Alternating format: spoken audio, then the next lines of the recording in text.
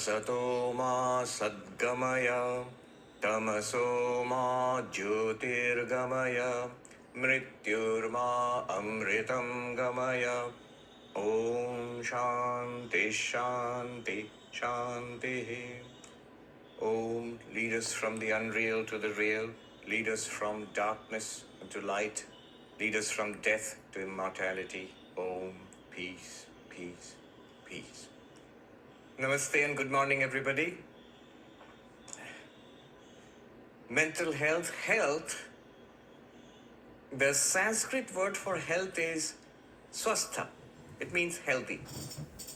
And in Sanskrit, this is a word for health in many Indian languages. So swastha means healthy in many, many Indian languages. In Sanskrit also, swastha, the word swastha itself means centered in our real nature. Swastha. Swa, our real nature. Stha, centered in our real nature. And that means a deep philosophy of spiritual health. So today I'll be drawing on the spiritual and philosophical traditions embedded in the Vedas, which we call Vedanta, the highest and final philosophical spiritual teachings in the Vedas, and talk about what is health in its deepest, most profound sense, and what we can take away from it. Centered in our real nature. Centered in the self, it sounds very bad, self-centered. And in fact, Vedanta says it's because it is bad, because we are centered in a false sense of the self. We do not know what we really are, and what's even worse, we think we know who we are. I know who I am. You can just look at the bio, they've got something right here. That's who I am. And if you want me to point myself out to you, here I am. This is I. What is this? It's I. Who are you? This. So this centeredness in what seems obvious to us. I am this body. And I am this person. I'm not just a body, a mind, a personality, memories. This is who I am. And Vedanta says you're not. You're something far deeper than this, something far more profound. So that is the first approach we will take of 4 approaches today. The first one is this inquiry into our real nature. How can we become swastha, centered in our real nature, healthy?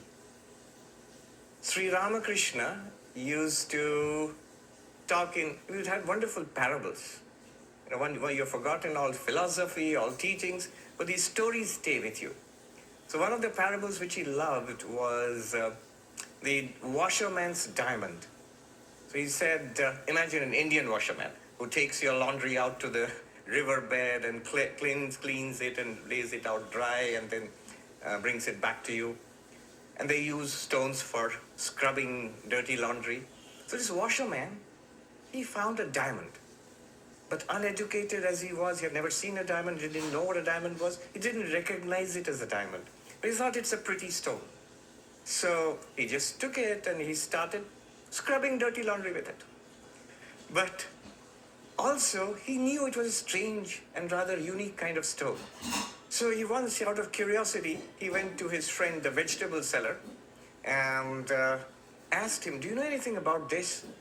And the vegetable seller also didn't know much more than the washerman. So he said, it's a pretty stone, I'll grant you that. Look, I'll give you 10 rupees for it, which is less than a cent now, I think. So 10 rupees for it, and sell me this stone. Luckily, the washerman didn't sell him the stone, which is a diamond, and neither should we. So when we go to the physicalist, the neuroscientist who tells us, consciousness, it's just a product of the brain. Well, don't sell yourself short. It's not just that. And then finally, washerman goes here and there and finally ends up with a diamond merchant who says, wow, this is the largest uncut diamond I have seen in my life. It's extraordinarily valuable. I'll give you 1 million rupees for it or 10 million rupees for it. And so the parable goes that the washerman sold that diamond and all his poverty was gone, his problems were at an end. So that's the end of the parable. We have that diamond. And that diamond is nothing other than consciousness. It's basically the theme of what we have been discussing here from the angles of science and spirituality. Consciousness studies is not new. It's not 21st century here at Harvard. This is not the beginning of consciousness studies.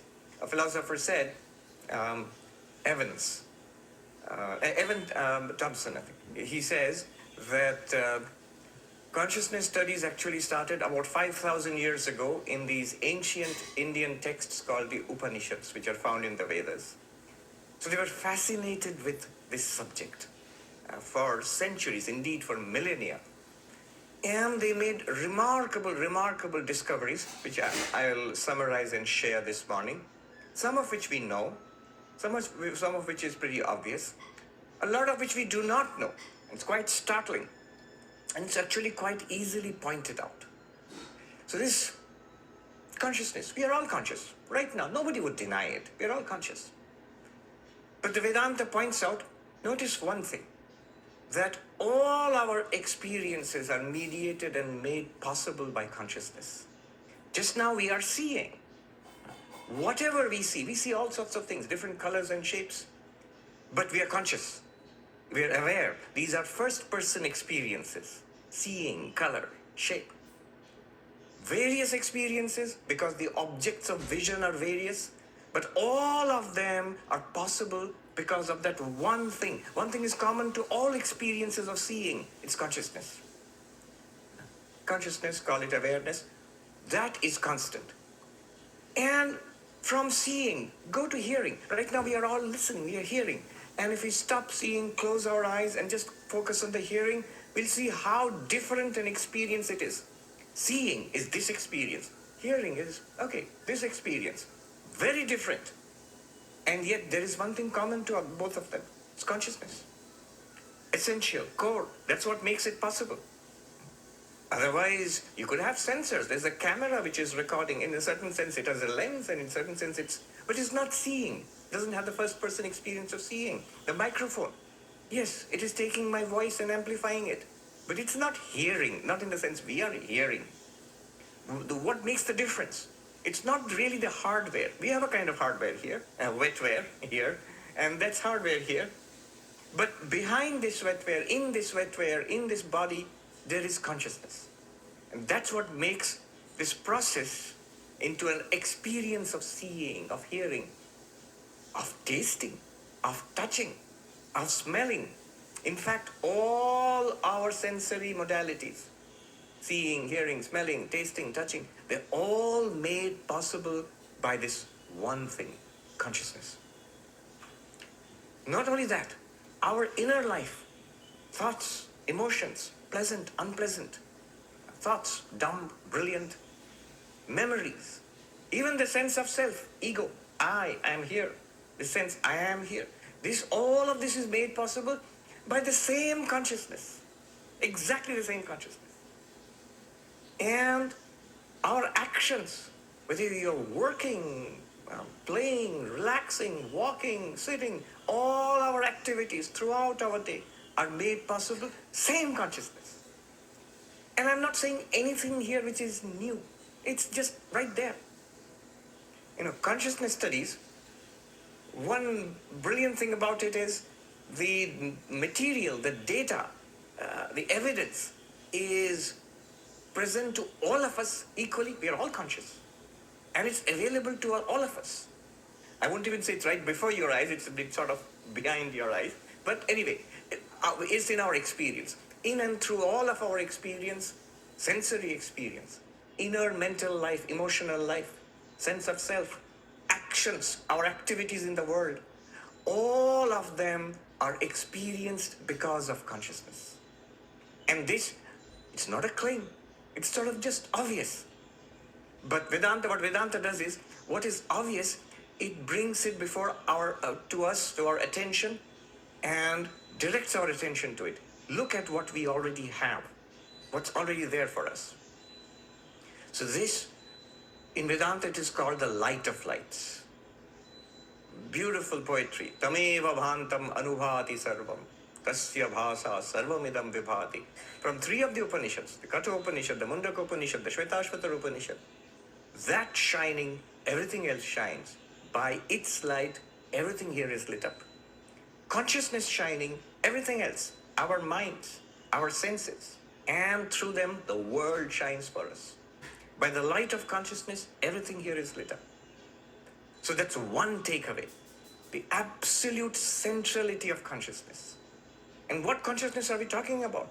Nothing mystical and nothing extraordinary. Just what we already have, the day-to-day, the diamond which the washerman had. The washerman was using it for scrubbing dirty laundry. And we are using this consciousness, this diamond which we have.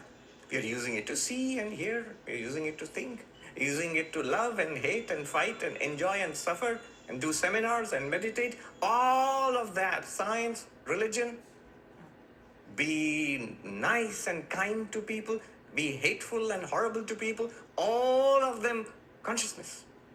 It's the light of lights. It is that which lights up our life. Our life is basically the central factor is consciousness, not the body. Even the body we are aware through consciousness, not even the mind. Vedanta points out one more thing. See, what Vedanta is doing here is, what is already there, Vedanta, it brings, it looks at it with new eyes. As the poet said, not to see new things, but to see the same things with new eyes. So look at our life again, and our whole paradigm of what we are and what's going on here begins to change. We begin to recognize it's not just a stone, it's a diamond. That's one thing. It's the light of lights. And it's right here. We always have it all the time. Another thing that Vedanta points out is, notice that this light of lights, it is constant. A simple fact. Our experiences keep changing. You look at that, and then you listen to something, then you taste something. Our experiences keep changing. What does not change is this consciousness. It's a claim, but if a little bit of reflection will show, yeah, I see what you mean. The world is changing. Our experiences of the world are changing. Our experiences of our own bodies, our minds are changing continuously. But they're all lit up by that one light. We talk in our day-to-day language, and in technical terms also nowadays, consciousness, a change of consciousness, a transformation of consciousness. Vedanta points out something quite remarkable. It is not a transformation or a change in consciousness. That actually, from a Vedantic perspective, is not possible. Whatever changes, it must be in the objective world. It must be something in the world, it must be something in the body, something in our minds, not in consciousness. Why not? Here is, again, simple but a dramatic observation, a revelation. Consciousness is not an object. Consciousness is that to which everything else is an object.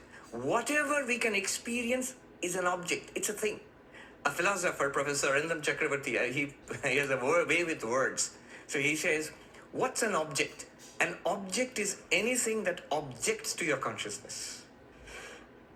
Think about it this way. Think about your consciousness as a field spreading out. Just visualize it. And it runs up against what? This and this and that. These are objects. What you see or hear or smell or taste or touch. Or internally. If this is also very remarkable and very central to our topic today of Gen Z health. If whatever we experience is an object to consciousness, we are experiencing our thoughts and feelings, emotions, good and bad, pleasure, pain, they're all experienced. And if they are experienced, you might say so. If they're experienced, then they are objects. Just as this is an object, I see it, I touch it. Similarly, this thought, this memory, this nagging idea, this maddening, question, they're all objects. So there are these two kinds of objects. Physical objects which we sense in the world around us, and mental objects. But both are objects because they are experienced. They are objects to consciousness. In that case, immediately, a result, a corollary, would be an implication, would be then the body is also an object. Because, after all, you can see the body, you can touch it, you can smell it, you can taste it. If your tummy is rumbling with your hunger, you can hear it. The body is an object, and with our scientific instruments, we are surrounded here by the products of the latest science, the best science in the world. In all these research institutes, these hospitals, they're full of gadgets and instruments to poke and probe and prod the body, to explore it. Clearly, what Vedanta takes away from this is the body is an object. And being an object, just as, here is the insight. If this is an object, I don't say I am this. This is an object to consciousness. The body is an object to consciousness. And Vedanta says, just as you would not say, I am this table, you should also not say, I am this body. It's an object. It's a biological machine, extraordinary machine, but it's a machine nevertheless. The Upanishads talk about the body as a chariot, which you mount and travel in. So you can talk of being embodied, you can talk of being in a vehicle called the body, or using a machine called the body, but I am not the body. First. Second, even more startling and stunning, the mind, thoughts, emotions, ideas, they're all experienced. Sense of self, they are all experienced. If they are experienced, this Vedic idea, this Vedantic idea is that then you are not the mind, they are all objects. Let me repeat that. It's an observation which is simple and dramatic, profound for us. Just as you're not the body, as you're not the table, you're not the body, you're also not your mind. The mind is an object to consciousness. It's a series of objects, mental, intellectual, memory, emotional, they're objects. Pleasure, pain, they are objects. If it can be experienced, then it's an object. The mind can be experienced. That's what we do. We introspect. We feel our feelings. We enjoy and suffer from our emotions. So they are all objects. And therefore, you are not your mind either. So you're not the body, not the mind. Body and mind are objects presented to consciousness. Then what happens? The result of this is that then what happens to the body and mind is not what is happening to you, the consciousness. You're aware of it. Here is a pain in the body. You can feel a flash of pain. You've pinched the body. Then try to see it as an object, as this object. As the body is an object, the sensation of pain is also an object. We're not denying anything, not being escapist. We're just creating, imagine what it does is, it creates a psychological gap between you and the pain. It creates a psychological gap between you and that maddening thought in your head. It is not me, it's not even mine. Just as this is not mine, this body and mind, these are amazing machinery, physical and subtle machinery, hardware and software, provided by Mother Nature, God, whatever you think. But it's not you. And the further implication of that is, then what the body mind are going through are not literally what you're going through. You are aware of it. What belongs to the body stays in the body. A little bit like Las Vegas. Yeah? So, it's the body getting old and wrinkled. I'm aware of it. It's the flash of pain in the arm. I'm aware of it. If I'm aware of it, the Vedantic teachings are quite counterintuitive.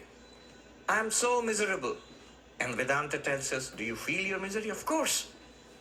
That's what is consuming me. I'm so depressed, miserable. If you feel your misery, then you are not miserable.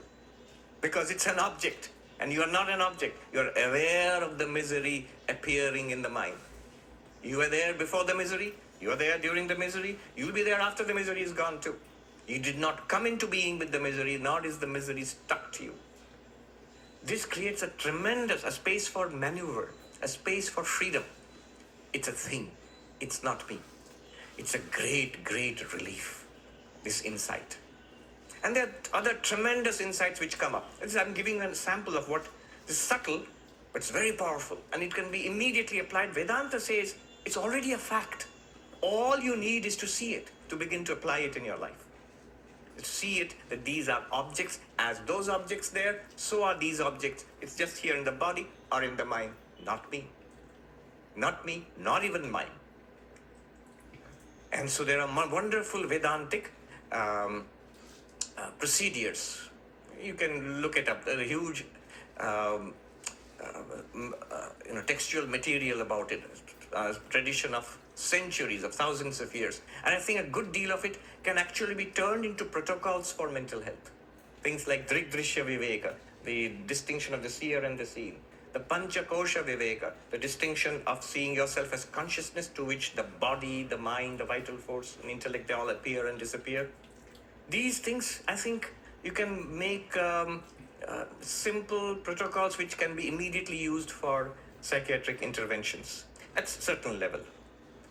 So this consciousness, free of the body-mind, aware of to which the body and mind are appearing as objects, what Vedanta says is, you are consciousness.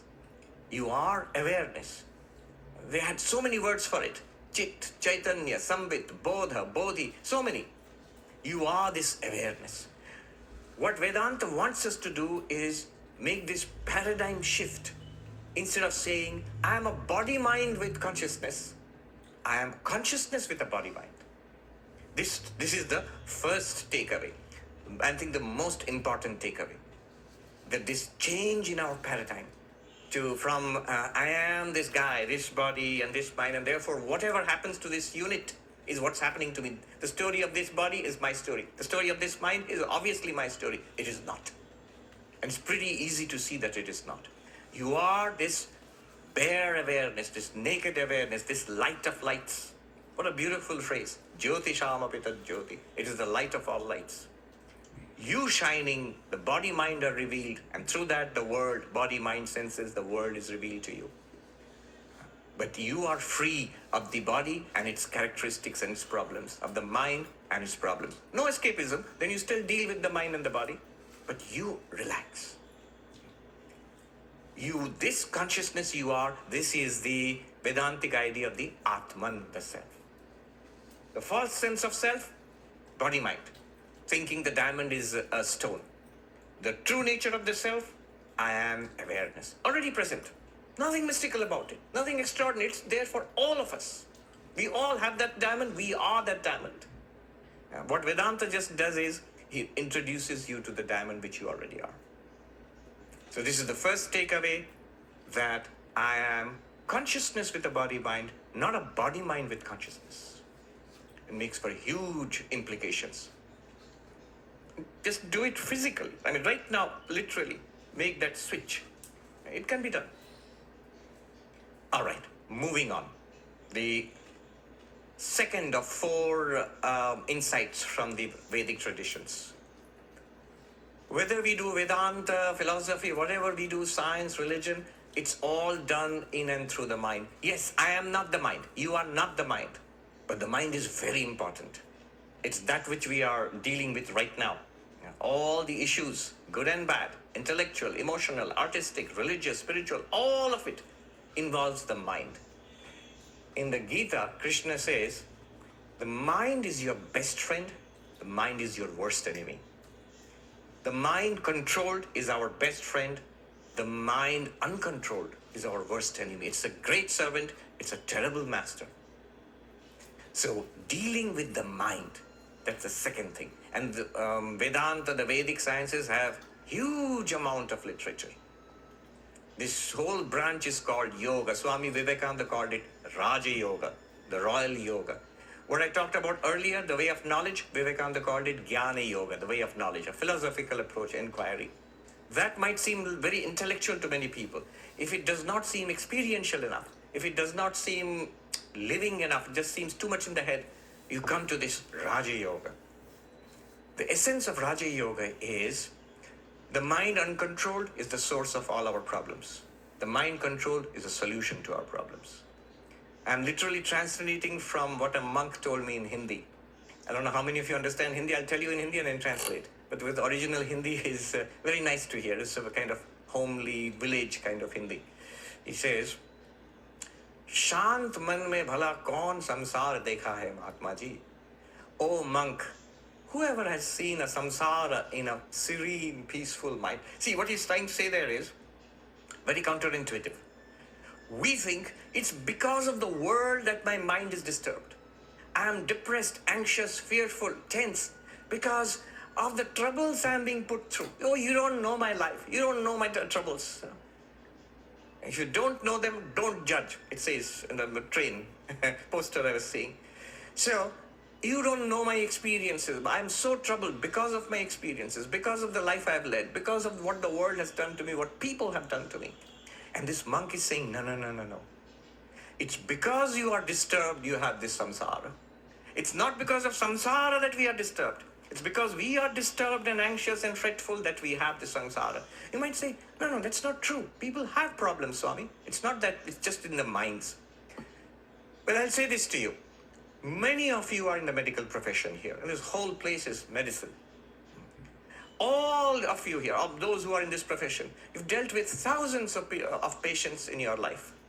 And you know this one truth, more than any of us, doctors know this, nurses, healthcare workers know this, that there could be a patient with a life-threatening disease and could be calm and detached and, strong and dignified. And there could be a person with a minor problem and could simply go to pieces. And you have seen this again and again and again. Who is suffering more? Literally, the actual measured impact psychologically, who is suffering more? It's the person who is upset. It's the person who is going to pieces. That person is suffering more. The person who's not going to pieces has peace. So internally peaceful, the suffering which the world throws at you, which your own body throws at you, you can deal with that much better. That suffering, external pain, it can come and go. But suffering internally is an option. So that depends on the control of the mind. Peaceful mind, samsara loses its sting. The mind is not peaceful, then samsara grabs you by the neck. So this is the second insight. And the insight here is a vast, vast field. It's called yoga, or Patanjali Yoga is a classic text of this. Basically, the takeaway from this field is concentration, not distraction.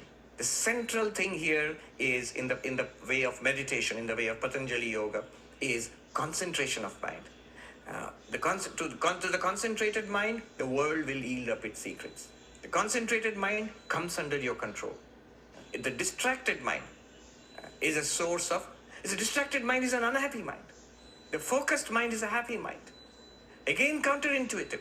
We think if I throw my mind out into the world, let me think whatever I want, let me feel whatever I want to feel, then I'll be happy. Won't be. We pull it in, bring it under our control through the yogic practices, then we are happy. So the takeaway from this second path, the path of meditation, is focus, concentration, not distraction. Third, and this is where the scientific community might hesitate, the way of devotion, the way of simple faith in God. Basically what you see in religion, temples and churches and mosques and so on and so forth. Belief in God, faith in God, but it works. And no one is more aware of this than the psychiatric community. I was part of a conference in the APA, in the American Psychiatry Association, in Washington, D.C. a couple of years ago. And they are called faith leaders. And they said one thing, that the numbers show, the data shows, that those who have a deep relationship with their religion, they are likely to be more resilient and more resistant to mental illness. This is something that Jung understood long back. He said, I found in most people who come to me middle age and afterwards, many of their problems can be traced to a divorce between them and their faith. So a simple devotion, love, directed towards the divine in whatever form, whatever your tradition is, in whichever way you believe in the divine. And it's belief. I'm open about it. It's a question of belief. Till now we are philosophical, or till now we are psychological, but now it's a question of belief. In the path of devotion, in Sanskrit this is called bhakti yoga, the way of devotion, in whichever form, Krishna, Jesus, whatever, Allah, in whichever form, it works. It works immediately. You want to be happy immediately? Love God. You want peace of mind? Love God. You want this philosophical knowledge of the self and enlightenment? There also, the love, faith, surrender to the divine in some form is extremely powerful, extremely useful, and immediately it gives results. So the takeaway from this third path, again, vast literature is there. The takeaway from this third path, the path of love, is devotion, not desire. This same force flows out into the world in 100 different forms, and it's in the form of desire. What devotion does is, bhakti does is, it takes these same emotions and channelizes them into one almighty love for God, in whichever form you believe or you want to believe in God. So this is extremely powerful in a way of coping with mental health issues. And finally, the third one. All of what I've said till now are very private. It's limited to you.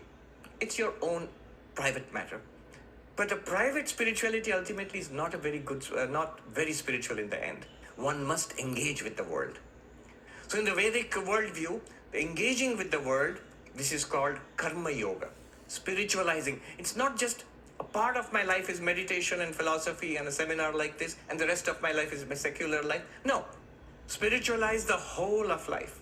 In work, in play, in relationships, with the community and the world. Can I spiritualize that whole engagement with society? So here the takeaway is selfless, not selfish. Selfless, not selfish. And it's not a moral imperative. You have to be selfless. No. Again, the same thing. To be healthy, to be centered, to be happy. Selfless is much better than selfish. Again, counterintuitive. I think I'll be happy if I take care of me, myself. Has it worked?